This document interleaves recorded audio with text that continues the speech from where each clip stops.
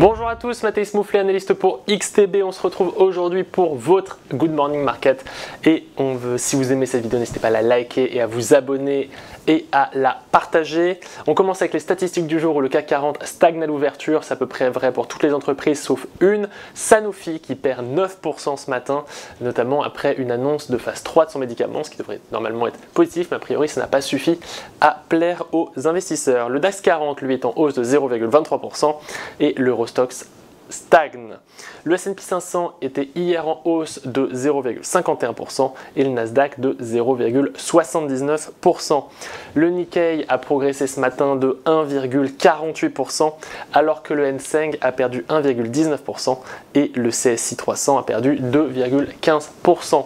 Pourquoi est-ce qu'il y a eu ça sur les indices chinois? Eh bien parce que de nouvelles mesures ont été prises par le gouvernement chinois, notamment pour limiter la spéculation sur les marchés, et ils autorisent à nouveau la vente à découvert, ce qui a fait baisser les marchés. L'obligation américaine à 10 ans est à 4,213%, le Bund allemand est à 2,73% et le spread entre la France et l'Allemagne est toujours, par rapport à hier, de 0,8%. L'indice du dollar, l'USD IDX, est à 98,23. Le Brent est passé sous les 67 $ alors qu'il était à 69 hier, notamment parce que l'OPEP+ pourrait, voire même devrait à ce stade, augmenter encore une fois sa production ce week-end. Donc on va voir ça un petit peu ce week-end. Le Natgaz est à 3 $, l'or est à 3536 $ et non pas à 4500 comme j'ai pu le dire hier, avec un nouveau plus haut qui a été atteint hier à 3578 $. Le Bitcoin est à 110 000 $ et l'Ethereum est à 4368 $. Donald Trump a annoncé être confiant concernant la paix en Ukraine et qu'il y aura toujours des discussions entre Vladimir Poutine et Volodymyr Zelensky, même actuellement. Tesla, le ticker on rappelle c'est TSLA.US, a annoncé que son application Robotaxi qui permet de faire du covoiturage est désormais disponible pour tous ses clients et non pas seulement les influenceurs et les personnes un petit peu connues et les investisseurs. L'action gagne 1,5%. L'action a gagné 1,5% hier et regagne 1,5% en aftermarket. MicroStrategy, MSTR.US, pourrait être intégrée dans le S&P 500 ce vendredi car elle en remplit désormais les conditions. On va voir maintenant un petit peu le calendrier économique du jour et c'est un calendrier très important aujourd'hui. Pourquoi? Eh bien parce qu'aujourd'hui on va regarder un petit peu les impacts. On a du 3 sur 3 un peu partout cet après-midi. Alors le plus important de loin, ça va être le rapport national d'ADP sur l'emploi pour août. C'est la statistique phare de l'emploi et du chômage aux États-Unis. C'est la statistique que regarde le plus la Fed.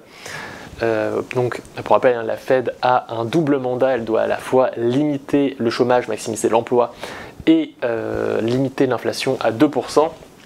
Et donc si on a un mauvais rapport national d'ADP sur l'emploi, ça pourrait plutôt être en réalité plutôt bon pour la bourse parce que la Fed pourrait baisser ses taux.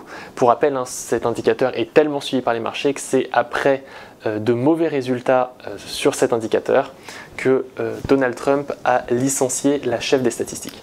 Bon, en réalité, c'était plutôt sur l'indicateur de demain, sur le taux de chômage août, mais ce sont des indicateurs extrêmement corrélés.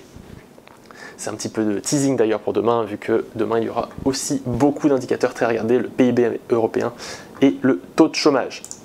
On continue avec aujourd'hui la balance commerciale pour juillet qui est attendue en déficit de 76 milliards, les demandes hebdomadaires au chômage qui sont attendues à 229 000, les indices PMI des services et ISM non manufacturiers et de l'activité commerciale pour août qui sont des indicateurs extrêmement suivis par les investisseurs, l'indice ISM de l'emploi non manufacturier et pour les traders de pétrole, il y aura les stocks de gaz naturel et de pétrole ce soir. On va regarder maintenant un petit peu quelques graphiques. Je me mets juste en plein écran.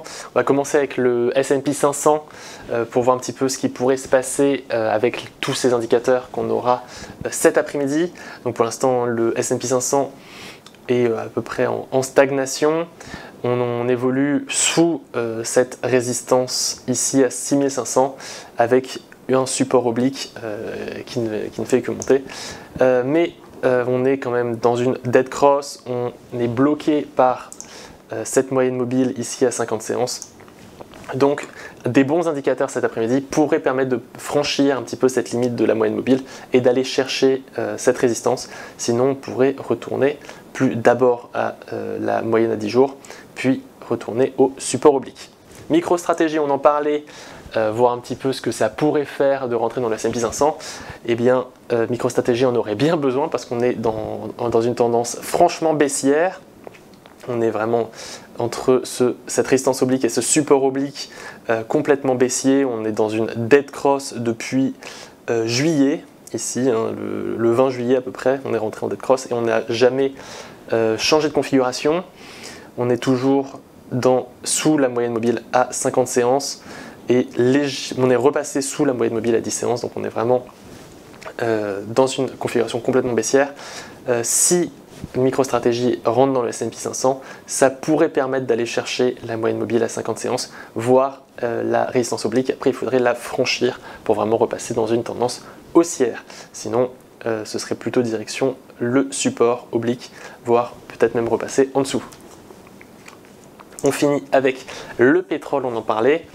Le pétrole qui est évolué au-dessus d'un support oblique pendant assez longtemps, depuis un mois, avant de le casser aujourd'hui, enfin hier du coup, après cette annonce de la part de l'OPEP+. Donc on l'a franchement cassé. On pourrait essayer de repasser au-dessus, mais si ce n'est pas le cas, on pourrait aller chercher les 66,36 $. Si on repasse au-dessus, on pourrait aller chercher la moyenne mobile à 10 séances qui est ici à 67, plutôt 68, puis la résistance horizontale qui est ici à 69,5. Voilà, c'est tout pour moi, j'espère que vous avez appris des choses. Si c'est le cas, n'hésitez pas à liker la vidéo, à vous abonner et à partager la vidéo. Et on se retrouve ce week-end pour une vidéo de matière première qui sera extrêmement intéressante. Donc on se revoit ce week-end. C'était Mathéis Mouflet pour XTB.